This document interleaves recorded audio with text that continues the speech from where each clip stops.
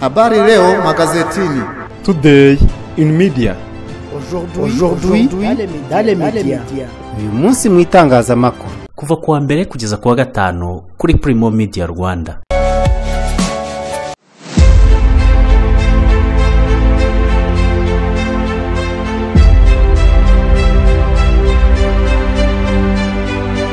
Nongeye kubasuhuza ndabifuriza kugira ibihe byiza nshuti bakunze wa Primo Media Rwanda. Baye ikaze muri gahunda y'umunsi mu itangazamakuru ya none ku itariki ya 24 z'ukwa karindwi kwa 2025.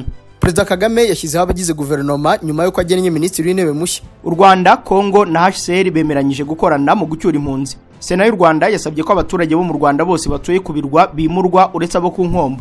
Mu karere ka Rusizi ho umugabo w'imyaka 57 akurikiranwa gushinga imisaraba ibiri mu rugo rw'umuturanyi we. Ikinshasa abaturage bakubise umupolisi kugeza apfuye. Muri aya makuru turaza kubabwira impamvu. Aha muri Kongo kandi Mutamba waza ari minisitiri w'ubutabera yavuze ko miliyoni 19 z'amadolari zari kubaka gereza zibitse muri banki. Naho mu Burundi hagabwa igitero cya grenade gihitana umuntu umwe gikomeretsa abandi batatu. Perezida Zelensky ari mu giherahiro nyuma yuko abaturage bigaragambije bamwamagana mu gihugu cya Ukraine. Wigeze wibaza ushobora kubona inzu nziza ku giciro ushoboye cyangwa se ubutaka bufite ibyangombwa butarimo ibibazo? Nta mpamvu yo gukomeza gushakisha, ibisubizo byose biraha. Imari Rio Estate turagufasha kugura no kugurisha ibibanza, amasambu ndetse n'amazu y'abamoto cyangwa manini. Dukata amasite meza kandi yizewe, tukayagurisha mu mucyo no mu bwitonzi. Ufite amafaranga make ntugire ubwoba, turagushakira inzu cyangwa ubutaka bujyanye n'ubushobozi bwawe. Ufite ubutaka buto cyangwa bunini, turagufasha gukora inyigo y'inzu wakubakaho bijyanye n'ubushobozi bwawe. Dufite ubunararibonye mu gutanga ubujyanama ku butaka wagura buzira ingaru, mu kwirinda amakimbirane bushingiyeho, mu bunyamwuga buzira amakemwa. Nitwe ducunga amazu yawe mu buryo bwizewe. Duhamagare kuri 0783 57 86 72 cyangwa utugane ku mbuga nkoranyambaga zacu nka YouTube na Instagram. Hose twitwa Imari Rio Estate. Imari Rio Estate, twubaka icyizere, inzozi zikaba impamo. Mu ivuriro Everlife nahivurije umwijima, mpivuriza n'iby'amabanga y'abashakanye. Bankoraho riraka n'abahanga pe. Nyuma yo kugira ikibazo cy'imisemburo mike bandangiye ivuriro Everlife, ndarigana baramfasha, icyo kibazo kirakemuka. Nyuma naje kujyana n'umubyeyi wanjye afite ikibazo cya hypertension, ubu ngubu n'umuziba. Nashishikariza abantu bafite ibibazo by'imisemburo bigatuma batabyara, bigatuma imihango yabo itaza neza nkuko bikwiye, kuba mwagana ivuriro Everlife bakabafasha. Murakoze cyane. Ivuriro Everlife rikorera Nyabugogo rimaze kuba ubukombe mu Rwanda no hanze yarwo mu kuvura indwara bakoresheje imiti y'ibimera kandi itunganyijwe neza mu buryo bw'ibinini, poudre cyangwa liquide. Hari abadogiteri batandukanye bagufasha, kandi kiza nuko aho waba uherereye hose ku isi imiti yakugeraho, cyane ko bakorana na DHL. Mu ndwara bavura twavugamo nk'iz'imyororokere zose, kurangiza vuba no kubura ubushake, indwara zifata abadamu zose, igwingira ry'igitsina, indwara nk'umwijima, diabete, amara, igifu, asima. Abifuza kuva ku biyobyabwenge nabo barabafasha. Ku bindi bisobanuro wahamagara cyangwa ukandikira muganga. Everlife, icyizere cy'ubuzima. Ikaze muri aya makuru arambuye, duhere kuri Perezida Paul Kagame washyizeho guverinoma nyuma yuko agennye minisitiri w'intebe mushya Dr Justin Nsengiyumva. Uretse minisitiri w'ibidukikije wagizwe Dr Bernadette Arakwiriye na Dominique Habimana wagizwe minisitiri w'ubutegetsi bw'igihugu, abandi bagarutse muri guverinoma nshya. Mu banyamabanga ba leta abashya ni Dr Telesphore Ndabamenye wayoboraga RAB, abaye umunyamabanga wa leta ushinzwe ubuhinzi n'ubworozi. Hari kandi Linda Rusagara washinzwe kwegeranya no gucunga ishoramari rya leta. Jean Dodier Uwihanganye wa ambasaderi y'u Rwanda muri Singapore yagizwe umunyamabanga wa leta ushinzwe ibikorwa remezo. Ikindi kirimo gishya nuko ikigo cyitwa Rwanda Convention Bureau n'ikigo cy'u Rwanda gishinzwe peterole, mine na gaze bizacungwa na RDB. Undi washyizwe mu mwanya ni Bwana Nick Barige wagizwe guverineri wungirije wa Banki Nkuru y'u Rwanda. Umwanya wariho Dr Justin Nsengiyumva nawe warayigizwe na Perezida Paul Kagame, minisitiri w'intebe asimbuye Dr Edouard Ngirente wari kuri uwo mwanya.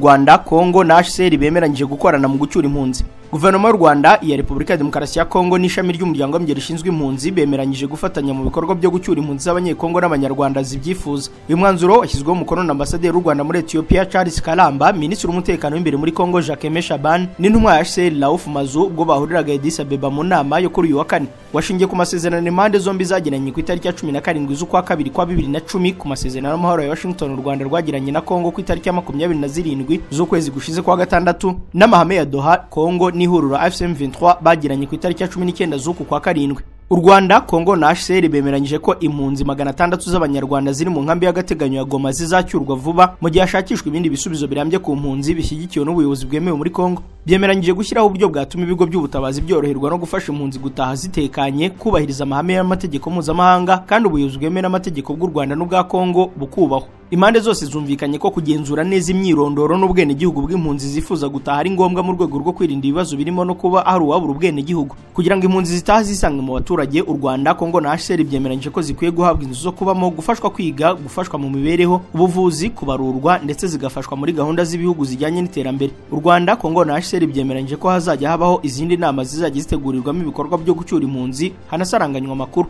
Kugeza tariki ya 30 z'ukwezi kwa gatandatu uyu mwaka, U Rwanda rwari rufite impunzi zigera ku 136,713 zirimo izo muri Kongo 83,134. Sena y'u Rwanda yo yasabye ko abaturage bose bo mu Rwanda batuye ku birwa bagomba kwimurwa uretse ku nkombo.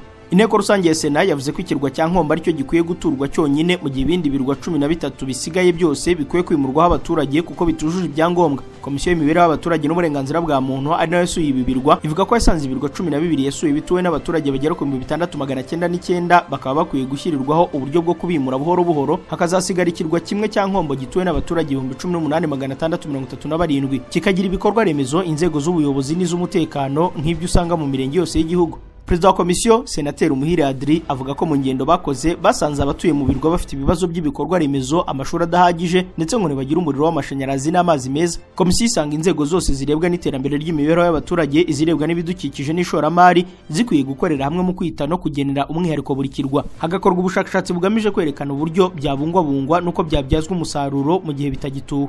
Zimwe mu ngamba Minisiteri y'Ubutegetsi bw'Igihugu yafasha mu gushaka ibisubizo ku batuye ibi birwa bidateye imbere ubwo yagiranaga ibiganiro n'abasenateri, yababwiye ko harimo kubimura mu buryo bwa burundu ndetse ibyo bikorwa bikaba byaratangiye. Cyakora Minaroke yigaragaza ko mu birwa 14 bituwe, 11 ari byo yasanze bikwiye kwimurwaho abaturage, hagasigara ibirwa 3 bituweho ari byo Nkombo, Bugarura na Birwa ya mbere. Uretse ikibazo cy'ibikorwa remezo, abatuye ku birwa ngo bafite n'ikibazo cy'ubucucike buri hejuru, kutubahiriza imbago z'ibiyaga bubaka ndetse banahinga, akajagari mu igura n'igurisha ry'ubutaka bwo ku birwa ndetse n'ibindi. Kugeza ubu kandi ngo hari abaturage batanafite ibyangombwa by'ubutaka. Ikindi kandi aba baturage ngo bari mu bwigunge ku buryo nta mahirwe bafite kwihangwa ry'imirimo mishya idashingiye ku buhinzi, ubworozi n'uburobyi. Muri inteko rusange y'abasenateri hafashwe umwanzuro ugomba gushyikirizwa guverinoma ugira uti: guverinoma irasabwa gukora gahunda ihamye yo kwimura abaturage batuye mu birwa bishyira ubuzima bwabo mu kaga niyo kubyaza umusaruro ibirwa bizaba bitagituwe.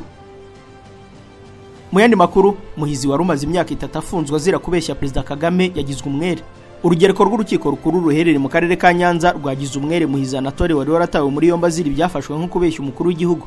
Muhizi yamenyekanye mu kwezi kwa 8 2022 ubwo yaregeraga Perezida Paul Kagame Banki Nkuru y'u Rwanda ayishinja gufatira inzu ye. Icyo gihe umukuru w'igihugu ubwo yari yasuye abaturage bo mu karere ka Nyamasheke, Muhizi yamubwiye ko Beneri yamwambuye umutungo we ugizwe n'inzu yari yaraguze n'uwahoze ari umukozi wayo witwa Rutagengwa Jean Leon mu 2015.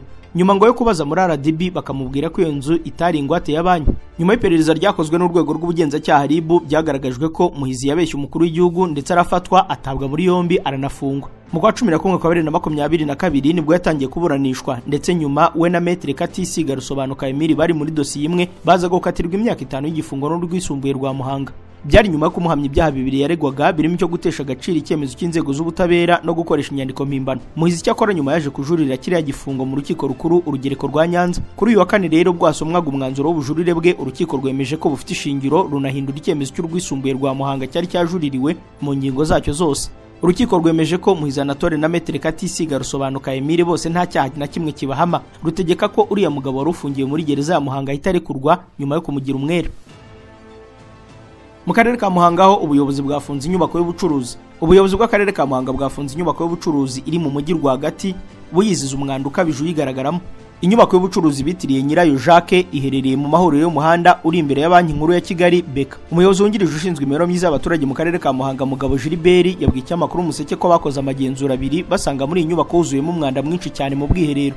avuga ko mu igenzura rya mbere bakoze basanze Twahirwa Jacques nyiri iyo nyubako adahari, biba ngombwa ko ubuyobozi bw'akarere bwongera kohereza itsinda ry'abakozi gukora irindi genzura Jacques ahari. Mugabo Gilbert ati amakosa yose twabonye ashingiye ku mwanda, twayabonye turi kumwe na nyiri iyo nyubako ndetse asinya kuri raporo y'ubugenzuzi abyemeza. Vice Mayor Mugabo avuga ko hari ibindi byinshi bitari ku murongo bashoboraga kwihanganira, ariko ikijyanye n'umwanda uri mu bwiherero byo ngo bikaba bitakwihanganirwa kuko bikora ku buzima bw'abaturage n'abahacururiza by'umwihariko. Gusa nubwo bimeze bityo, bamwe mu bacuruzi bakorera bavuga ko batigeze bahabwa integuza mbere y'uko iki cyemezo cyo guhafunga gifatwa. Twahirwa Jacques nyiri inyubako avuga ko ubwinshi bw'abantu bayikoreramo n'abaza muri iyi nyubako ari benshi cyane, akavuga ko amakosa menshi ajyanye n'umwanda areba abahakorera kuko aribo bakoresha ubwiherero inshuro nyinshi. Avuga ko ubuyobozi bw'akarere bwari bwamuhaye ukwezi kugira ngo abe yakosoye umwanda uboneka muri iyi nyubako. Ati ntabwo akarere kigeze kubahiriza amasezerano y'ukwezi twari twagiranye. Vice Mayor avuga ko ibyo umucuruzi yitwaza ari amatakira ngo yikuko ngo yarasanzwe azi neza ko umwanda uhari. Bamwe mu baguzi bavuga ko usibye umwanda bahafungiye ngo iyo bwije muri iyi nyubako haba hatabona kuko nta matara amurikira hanze ayirimo, hakiyongeraho no kuba nta rangi iyi nzu isize. Hari na bamwe batinyutse kuvuga ko hari inkari ziva hejuru y'inzu zikagwa hasi. Iyi nyubako isanzwe ikoreramo abacuruzi barenga 400, cyakora nyirayo akavuga ko abayicururizamo ari abantu 40 gusa. Mu karere ka Rusizi ho umugabo w'imyaka 57 akurikiranweho gushinga imisaraba 2 mu rugo rw'umuturanyi we. Polisi y'u Rwanda ikorera mu karere ka Rusizi yataye muri yombo umugabo w'imyaka 57 akekwaho gushinga imisaraba mu rugo rw'umuturanyi we bari bafitanye amakimbirane. Ukekwa yafatiwe muri urwo rugo saa 5 z'ijoro. Avuga ko impamvu yabimuteye ari uko yashakaga gutera ubwoba umuturanyi kugira ngo yimuke kuko bafitanye amakimbirane. Byabereye mu mudugudu wa Rwumva-ngoma mu kagari ka Giheke mu murenge wa Giheke. Ni nyuma yo ku itariki ya 20 z'uko kwezi uwo muturage yakuriwe ibijumba mu murima we n'abantu batahise bamenyekana. Ukekwa afungiye kuri Ributasiyo ya Kamembe mu giperereza ku byakekwaho rikomeje. Mu bigikurikiranwa harimo kuba umwaka ushize nabwo yarafungiwe ibikorwa nk'ibi gusakaza kurekurwa. Mu kanya aya makuru turayerekeza mu yavugwa hanze y'u Rwanda. Kuri iri segonda nibura abantu 16,000 bari mu kirere mu ndege bava ahantu hamwe bajya ahandi.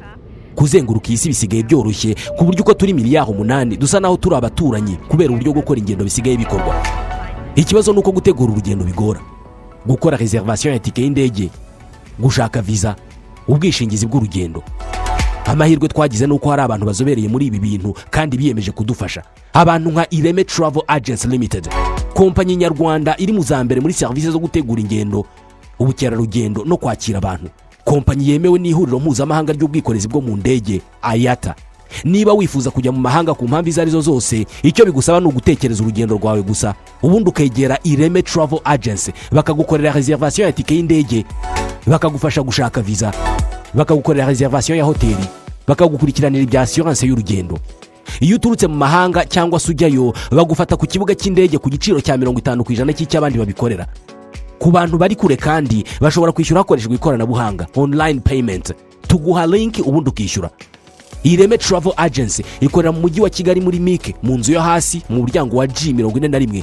Hamagara 07 85 36 48 cyangwa 07 89 88 ushobora no kwandika email kuri info@iremetravel.rawa. Wanasura urubuga rwa internet wa@iremetravel.rawa. Mu kunoza neza ibyo ukora ukeneye ikoranabuhanga, mu kigo Infinity Tech Solution twiteguye kubaha ibisubizo byose mukeneye bijyanye n'ikoranabuhanga mu kazi kanyu. Tubakorera system za software zitandukanye bitewe n'akazi kanyu. Ibigo by'amashuri, gucunga amakoperative, imishinga y'ubwubatsi, ibigo by'ubucuruzi, imiryango itegamiye kuri leta, POS kuri bar, resto na coffee shop n'andi mazu y'ubucuruzi. Sigaho guhora utaka ibihombo. Egera Infinity Tech Solution igushyirira ibyawe ku murongo. Hamagara kuri 0798 735 385. Nimero ya WhatsApp ni 0785 030 772. Wanasura website yawe ya infinitytech.rw. Makuru avugwa hanze y'u Rwanda. M23 yatahuye imbunda n'amasasu byahishwe na FARDC mu mujyi wa Goma. M23 yatahuye intwaro ziganjemo imbunda n'ibisasu byari byarahishwe mu bice bitandukanye by'umujyi wa Goma muri Kivu y'Amajyaruguru bihishwe n'ihuriro ry'ingabo za Repubulika ya Demokarasi ya Kongo, kuko byatangajwe na guverineri wungirije w'intara Kivu y'Amajyaruguru Manzi Wiri washyizweho na M23 ku rubuga rwe rwa X. Byagaragaje ko igisirikare cyabo kiri gukora ibishoboka byose kugira ngo kirusheho kubungabunga umutekano w'abaturage mu bice kigenzura. Yavuze ko ingabo zabo zatahuye intwaro ziganjemo amasasu, ibibombe ndetse n'ibindi bikoresho bya gisirikare bitana ubuzima bw'abantu byari byarahishwe n'igisirikare cya Kongo n'abambari babo. Vice Guverneur Manzi Wiri kandi yemeza ko ziriya ntwaro n'ibisasu byabonetse byari bihisha ahantu hatuwe, bityo ko ingabo za FARDC n'iz'u Burundi n'imitwe yitwaje intwaro irimo n'uwa FDLR na Wazalendo byazihahishe mu rwego rwo kugira ngo zizabone uko zica abantu. Yakomeje avuga ko kubw'imbaraga z'igisirikare cya M23 ubuzima bw'abaturage bukomeje kurokorwa, haboneka biriya bisasu byashoboraga kwangiza ubuzima bwabo cyangwa se bikabuhitana. Ibi bikoresho byatahuwe nyuma y'imirwano yasakiranyije igisirikare cya M23 na Wazalendo mu ijoro ryo kuwa mbere w'iki cyumweru iturutse muri pariki ya Virunga igaba ibitero mu duce twa Mugunga, Ndosho na Keshero two mu burengerazuba bwa Goma n'agace ka Rusayo ko muri teritwari ya Nyiragongo. Kinshasa ho abaturage bakubise umupolisi kugeza apfuye. Umupolisi wa Repubulika ya Demokarasi ya Kongo yakubiswe mu nyamaswa n'abaturage kugeza bamwishe ahazwi nka Masina Petro Kongo Kinshasa nyuma yo kurasa umuntu watambukaga ku mpamvu zitazwi. Uwahohotewe yahise ajyanwa ku kigo nderabuzima kugira ngo avurwe, ariko abaturage bakurikirana uriya mupolisi kugeza muri hoteli yahungiyemo nk'uko inkuru ya Media Congo Akadomonet bivuga. Imbaga y'abaturage bari barakaye yateye ubwoba umuyobozi wa hoteli bamubwira ko batwika inyubako niba atabashyikirije uwo mupolisi. Byabaye ngombwa ko umupolisi ategekwa kuva muri iyo nyubako ya hoteli, maze abaturage baramwadukira baramukubita bamwica bunyamaswa. Muri Kongo akunze kugaragara ibikorwa nk'ibyo byo kwihanira benshi banenga, cyane ko hari inzira zemewe n'amategeko zo gukemura ibibazo nk'ibyo. Naho Mutamba yavuze ko miliyoni 19 z'amadolari zari kubaka gereza zibitse muri banki. Konsa Mutamba wabaye minisitiri w'ubutabera wa Kongo yabwira urukiko rusesa imanza ko miliyoni 19 z'amadolari ashinjwa kunyereza zibitse muri banki, kandi ko gahunda yo kuyubakisha gereza igihari. Ubushinjacyaha bukuru bwatangiye gukurikirana Konsa Mutamba kuva mu kwezi kwa gatanu k'uyu mwaka bugaragaza ko afite uruhare rukomeye mu inyerezwa ry'aya mafaranga kuko ari wari uyoboye umushinga wo kubaka iyi gereza. Mutamba mu rukiko yahawe ijambo kugira ngo yiregure, asobanura ko kubera ko ubwo yari minisitiri w'ubutabera yabangamiye inyungu z'agatsiko ka ba mafia bashaka kumuca umutwe kugira ngo bakomeze ibikorwa byabo nta nkomyi. Yavuze ko yafashe icyemezo cyo kudahunga igihugu, ahitamo guhangana n'aba bantu bamuhiga kugeza ku iherezo, agaragaza ko afite icyizere cyo kuzabatsinda mu ruhame. Perezida Tshisekedi yashyizeho ikigega cyitwa Fonalev na Frivao bishyirwamo indishyi zigenerwa bagizweho ingaruka n'ibyaha by'intambara byakorewe muri Kisangani. Minisitiri w'ubutabera akaba ari umwe mu bayobozi babyo. Yasobanuye ko we yashakaga kubaka gereza nini Kisangani, ariko inama y'abaminisitiri yanzura ko amafaranga yashyizwe muri ibi bigega yubakishwa gereza ya Kisangani kuko ari irimo abagizweho ingaruka n'ibi byaha. Yabwira urukiko ko ubwo yajyaga ku mwanya wa minisitiri w'ubutabera mu kwa gatanu 2024 yasanze hari miliyoni 17 z'amadolari zaburiwe irengero kuri konti ya Frivao, yerekana ko yabuze gikurikirana. Yavuze kandi ko amafaranga ashinjwa kunyereza ari kuri banki, bityo ko atumva impamvu ari kuburanishwa. Ati muri uyu mwanya ndi imbere yanyu, miliyoni 19 nshinjwa ziri kuri banki. Minisitiri w'ubutabera Constant Mutamba ntiyigeze afatamo n'idolari na rimwe. Wanyereza uta amafaranga atarigeze akorwaho. Byagaragaye ko miliyoni 19 z'amadolari ikigo Sione Construction nicyo cyatsindiye isoko ryo kubaka gereza ya Kisangani. Byagaragaye ko miliyoni 19 z'amadolari zishobora kuba zarohejwe kuri konti y'icyo kigo mu buryo bunyuranyije n'amategeko agenga itangwa ry'amasoko. Mutamba yemeje ko atsindiye isoko ryo kubaka gereza mu mezi 18 ari we woherejwe amafaranga, kandi ko hashingiwe ku nzira zose ziteganywa n'amategeko kugira ngo atangire imirimo. Nyuma yo gusanga hari ibimenyetso bikomeye bituma Mutamba akekwaho kunyereza amafaranga, abadepite bahaye ubushinjacyaha uburenganzira bwo kumukurikirana no kumugeza mu rukiko. Kugeza ubu aracyakomeje kuburana.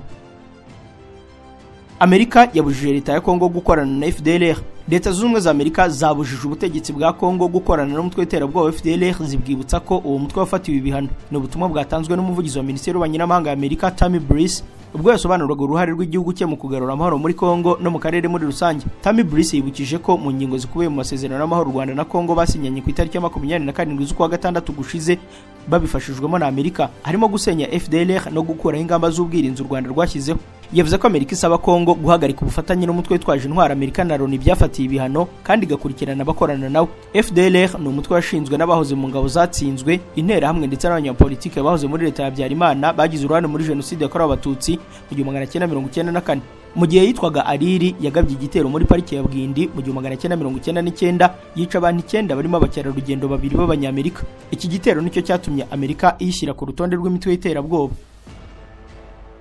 Mu gihugu cy'u Burundi ho igitero cya grenade cyahitanye umuntu gikomeretsa abandi batatu. Isambiri z'ijoro z'ejo kwa gatatu umuryango wo mu gace ka Rusiga muri komine Cibitoke mu ntara ya Bujumbura mu burengerazuba bw'u Burundi wagabwe igitero cya grenade cyahitanye umukecuru gikomeretsa bikabije abandi bantu batatu bo mu muryango umwe. Ibi byabereye hagati y'imihanda ya 9 n'uwa 10 mu gace ka Rusiga mu gihe umuryango wari gufata ifunguro rya nimugoroba. Bitunguranye grenade yatewe n'abantu batamenyekana iturikira mu nzu ihita yica umukecuru, umusaza n'abana babiri barakomereka bikabije. Abakomeretse bahise bajyanwa mu bitaro aho barimo kwitabwaho byihutirwa nk'uko SOS Media Burundi bivuga. Umurambo wishwe wajyanwe muri morgue mu gihe gikorwa iperereza. Nkuko amakuru aturuka mu nzego z'umutekano bitangaza ngo iki gitero gisa nk'icyari cyateguwe ariko babikoze bakaba bataramenyekana. Abayobozi b'inzego z'ibanze bo bagaragaje ko batunguwe, bavuga ko ako gace kari gatekanye nta mateka y'ibikorwa nk'ibyo gafite. Hagati aho polisi yatangije iperereza kugira ngo amenyekane abagabye iki gitero kandi amenyekane n'impamvu zabo. Abayobozi bakaba basaba abaturage ubufatanye.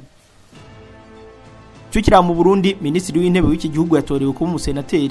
Gervais Ndirakobuca usanzwe ari Minisitiri w'Intebe w'u Burundi kuva mu kwa 9 kwa 2022 yatsinze amatora ya Sena yabaye ku itariki ya 23 z'uku kwezi. Ndirakobuca yagizwe umukandida w'ishyaka CNDD-FDD riri ku butegetsi agarara intara ya Bujumbura nyuma yo gusezererwa muri polisi ku itariki ya 9 z'ukwa gatanu aho yari afite ipeti rya Lieutenant General de Police. Imyanya 10 yose yahataniwe muri Sena yegukanywe n'abakandida b'ishyaka riri ku butegetsi nk'uko byagenze mu matora y'abadepite yabaye mu kwa gatandatu. Mu ntara ya Bujumbura hatsinze Ndirakobuca na Leokadinda Cayisaba, muri Buhumuza hatsinda Sabine Ntakirutimana na Siriyake Nshimirimana, muri Burunga hatsinda Reveriendi kuri usanzwe ari umunyamabanga mukuru wa CNDD-FDD na Clotilde Kampimbari. Nabandi rero batsinze mu zindi ntara nka Butanyerera, muri Gitega nabo muri CNDD-FDD.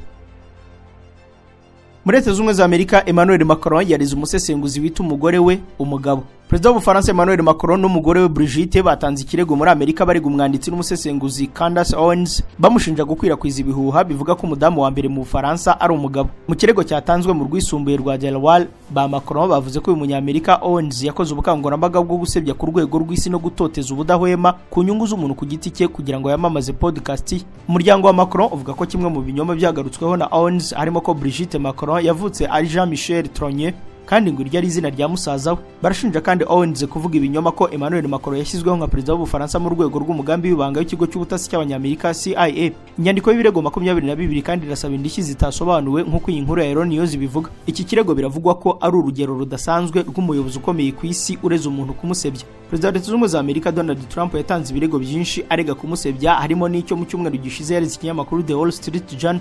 Kugira ngo batsinde urubanza rwo gusebanya muri Amerika, abantu bo ku rwego nk'urwa ba Macron bagomba kwerekana ko abaregwa bakoze ubugome nyabwo, bivuze ko bari bazi ko ibyo batangaje ari ibinyoma.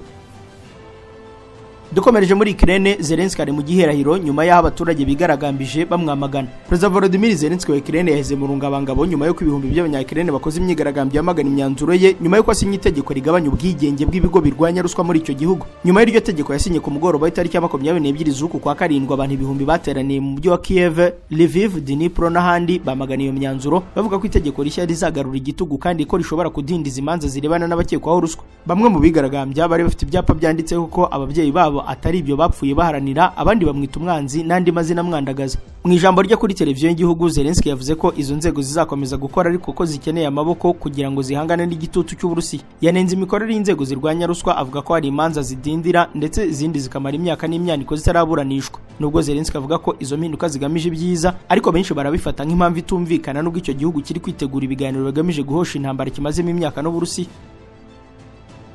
Dusoreza aya makuru ku ndege yari itwaye abantu 49 yakoreye impanuka mu Burusiya. Indege Antonov AN-24 yari itwaye abantu 49 yakoreye impanuka mu burasirazuba bw'Uburusiya kuri uyu wa kane iragurumana. Iyo ndege yakoreshwaga na sosiyete ya Angala, ikaba yaguye ku musozi uri mu ishyamba ry'inzitane. Minisiteri y'ubutabazi mu Burusiya yagize iti mu bikorwa byo gushakashaka kajugujugu ya Mi-8 yabonye igihimba cy'iyi ndege kigurumana. Abatabazi bakomeje kwerekeza ahabera impanuka. Guverinoma y'Uburusiya yatangaje ko Perezida Vladimir Putin yamenyeshejwe iby'impanuka kandi ko hashyizweho komisiyo ishinzwe gukora iperereza kugira ngo amenyekane icyateye impanuka. Iyi ndege yakozwe mu 1976 ikoreshwa bwa mbere na sosiyete ya Aeroflot, yabayeho kuva mu bihe bya Leta Zunze Ubumwe z'Abasoviyete, zabayeho kugeza mu 1991.